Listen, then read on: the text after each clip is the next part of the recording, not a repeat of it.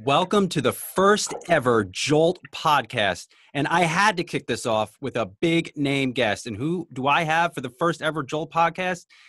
One of the two direct descendants of William Davidson, Mr. Bill Davidson, the founder of Harley-Davidson, or the one of the two descendants that founded Harley-Davidson. Bill, thank you for joining us. Absolutely. Thank you. Great to be on with you guys, and really excited to talk to you about our big plans we have coming up Labor Day weekend here in Milwaukee. Yeah, I know you are obviously an avid rider, but since it is a day of first for me, I mean, this is my first podcast. What was your first time on a Harley? When did you start riding? Well, it was a few years ago. I was actually 5 years old, and I started on a 1963 Harley-Davidson M50. And I remember that day very well. The first time you take those handlebars by yourself, that exhilaration and sense of personal freedom is outstanding. Mm-hmm. And I haven't looked back since. Every day is a dream, and being with our great company is just fantastic. Mm-hmm. Take me through it. I mean, we talked, I can't believe it, October 2016. For me, it feels like yesterday. But how was just growing up? Take me through this a little bit. With such a famous name, did you realize it? Did other people realize it? What was it like for you? I'm truly blessed and very fortunate. My mom and dad always expressed to myself, my sister, and my brother and I to pursue our dreams. And my dream just happened to be working for Harley-Davidson one day. And as I grew up, obviously the parties we'd have, the conversations we'd have, they were all about Harley-Davidson. We live, we breathe, we eat, we ride constantly Harley-Davidson. It's our work, which really isn't work. It's our hobby. My dad's an avid collector. I'm an avid collector. My brother and sister ride. I ride. Dad rides. So it's truly been our life. And I have to tell you, one of the most wonderful things, wonderful experiences has truly been the people that we meet from all walks of life, from all over the world. It's been fantastic. There had to be some pressure there growing up. It's just a family, such a creative family that founded really an American icon. How did you live up to those expectations? It was interesting because I have high school friends of mine, or at least acquaintances, that will call me now and say, Bill, I never knew you were related. And so, and again, I think that's reflective of my mom and dad, because we really grew up as normal kids, as any kid. And, once I started to get a little bit older, started thinking about college, I started thinking about, obviously my career path.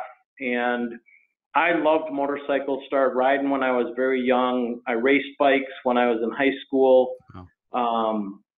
I was at a dealership kind of hanging out. And so it became a real passion of mine to make it my entire life and my career. And I couldn't have been more excited the day I was hired back in 1984 with the motor company. Mm-hmm. Bill, not to make you feel old. I mean, I was too. Maybe I was wearing some Harley-Davidson clothes. I'm sure I was. I know, but wow, that was okay. Well, you've been with the company for a while. Yeah, this will be March 24th will be my 34th year in an official capacity. But, prior to that, like I mentioned, everything surrounding the family, the rides we did together, the birthdays, the Christmas gatherings, Thanksgiving holidays, conversation was all about Harley-Davidson, and it was wonderful. It's been, I'm truly blessed. I feel very fortunate, and it's been awesome.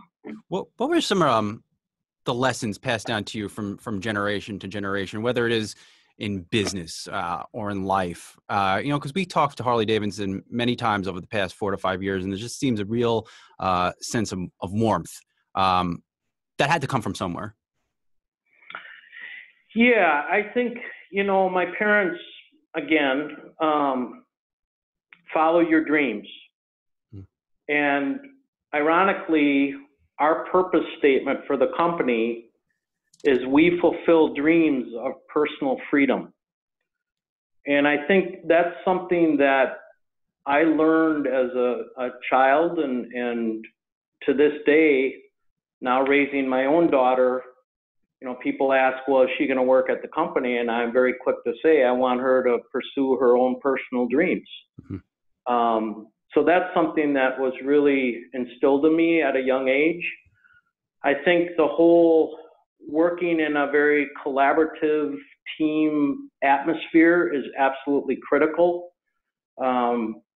Being focused, obviously, and aligned, but having integration and open communication and making sure people are respected, and that's all part of a team philosophy. And I have to say, one of the most wonderful things at Harley-Davidson is this concept of the Harley family, made up of our dealers from around the world, our customers from around the world, and all of our employees at all of our facilities.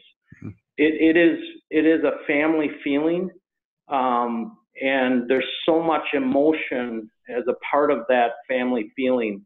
And that's one thing, when we land here Labor Day weekend, that will be a feeling throughout.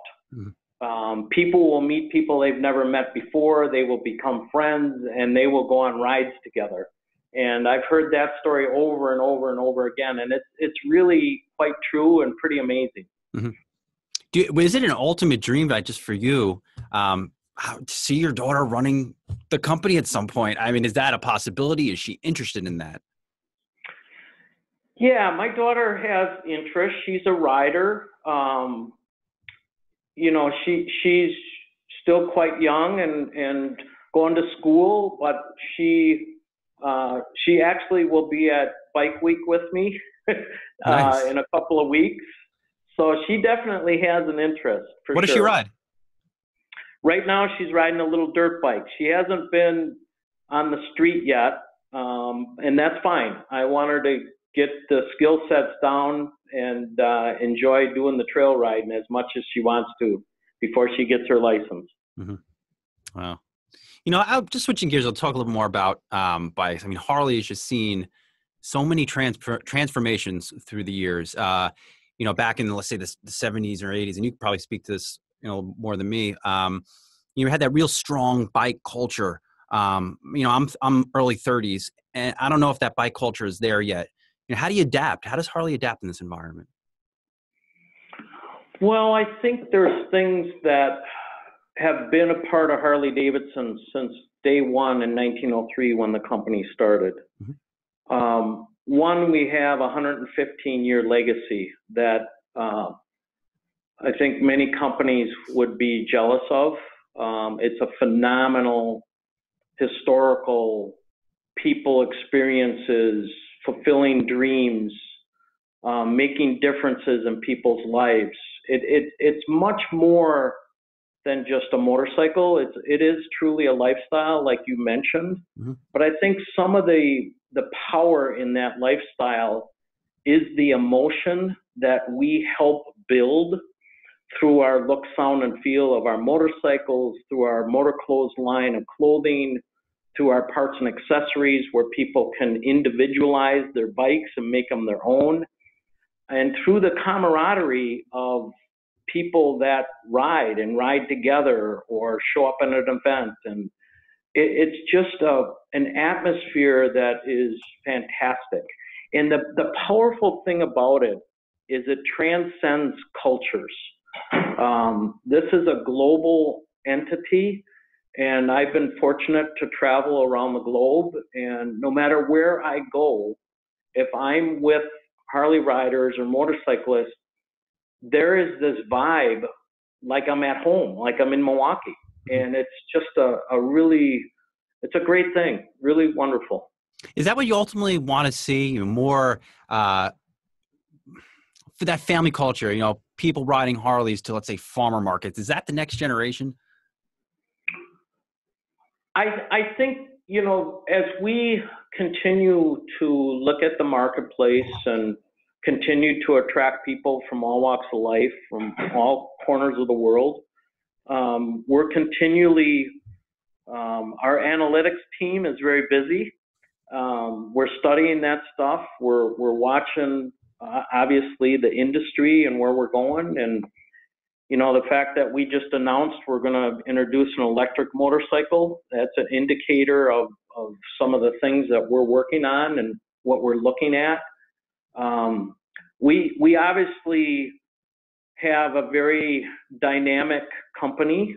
We've always been able to adjust our product plans and our marketing plans to go after the market, if you will, but do it in a way that's genuine, that's authentic, and that makes people smile. They're happy. We build value. We create value. And when people buy into our brand, they experience that, and they love that feeling of, wow, I wish I would have done this sooner. Sure. Yeah. Well, you actually teed up my next question with the electric bikes. Now, when we talked last time, it seemed a little bit pipe dreamish. And to me, honestly, I think Harley, I'm thinking amazing sound. I can hear that bad boy coming down the road, and that just pumps me up. What are your thoughts on a bike that doesn't really make any noise? I've ridden the Livewire, and first time I rode that bike, I came back and I was smiling and doing fist pumps in the air. It's a totally different experience, electric motor versus our V-twin motors, but it's exhilarating. And I have to say, the things that we focus on, our core competencies as a company and what we focus on from a motorcycle perspective, the look, sound, and feel. The look is truly Harley-Davidson. The feel is truly Harley-Davidson. Now, the sound is different. It's not going to sound like our air-cooled motors. But I will tell you that what we've done is we have engineered into the engine transmission a unique configuration which creates a unique electric motor sound. So we've compared a lot of other bikes that are out there today, and we said, you know what, great, but we need to have a unique sound, even if it is electric. And we've been able to do that, and it sounds really cool. I gotta be honest, I recently, a couple of months ago, I tested a Chevy Bolt, and it was really like a golf cart. So it's encouraging to hear that your electric bike will actually have some sound. That's the Harley brand in many respects. Yeah. And if I can compare it to anything, an electric motor has instant torque. So when you twist that throttle, it gets up and goes, and it's pretty exhilarating. And the sound, as you crank that throttle up, it sounds a little reminiscent of a jet fighter. Wow. It's really neat. I mean, do you think that's is the electric bike the future of Harley-Davidson? Is that how does this set you up for the next 115 years? It's obviously I don't have a crystal ball. Well, we'll be around in like 2100. Well, you and I will be here. We may still be talking. You bet we will be. We'll still be riding. It's hard to say. That obviously the world is looking at electric. The car companies, other motorcycle companies, Harley-Davidson. It's kind of hard to predict exactly where this is going to go. I do think that our traditional line of vehicles are still going to remain very, very strong with us for many, many years to come. Obviously, we will need to continue to change those motorcycles as we proceed forward, just like we did with our new Softail line that we introduced for 2018. It's a phenomenal motorcycle and works extremely well and has a little bit different look to it. And in fact, I'm going to be riding a brand new 115th anniversary Fat Boy from San Diego back to Milwaukee on one of the rides home, celebrating the 115th. Wow.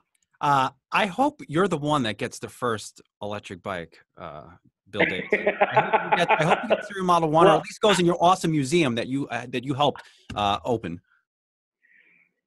Well, we hope to obtain that bike as well. And I'm sure, the museum is a wonderful treasure chest of Harley-Davidson history. And whenever we do something quite different, we will be thought of, and the good people at Harley-Davidson, all the employees and people that work on product development projects, museum is always top of mind to make sure that a first of anything comes to the museum so that we can preserve and share with generations to come. Mm-hmm. Two more for you. I'm just running out of time here. If I were to say Harley-Davidson autonomous bike, how would you respond to that? I would say, what is that?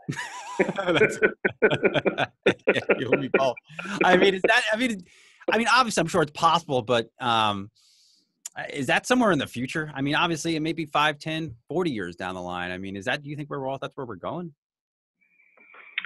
I'd love to talk about all our future product plans, but I'd get fired, Brian. No, you won't. Come on, no, you won't. That's fair. Fair enough. Let's end it on this one. What is your favorite ride and location to ride to? Oh boy. I've been so fortunate to ride in different parts of the world. South Africa, across America, China, Santiago, Chile. I mean, I've seen some beautiful, wonderful places. I've met wonderful, wonderful people. And you know what, really, to summarize it, Brian, it's anytime I throw my leg over a Harley-Davidson, it doesn't matter where I am in the world. It's an exhilarating experience that creates memories, that fulfills dreams, and puts a smile on your face.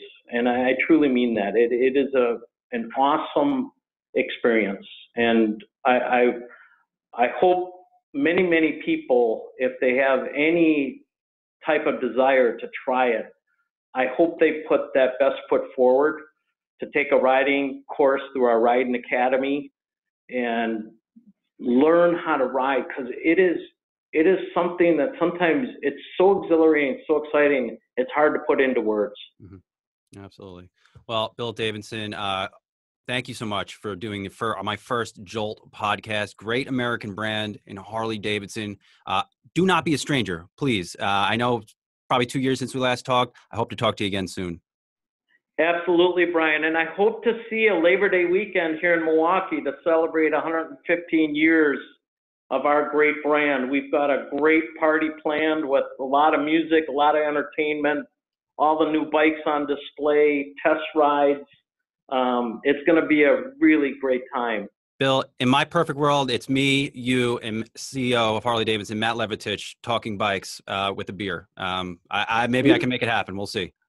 Absolutely. You've got an open invitation. And obviously, anybody that's looking for new information or up-to-date information, h-d.com/115. Awesome. Thank you so much. We'll talk to you soon. Thank you, Brian.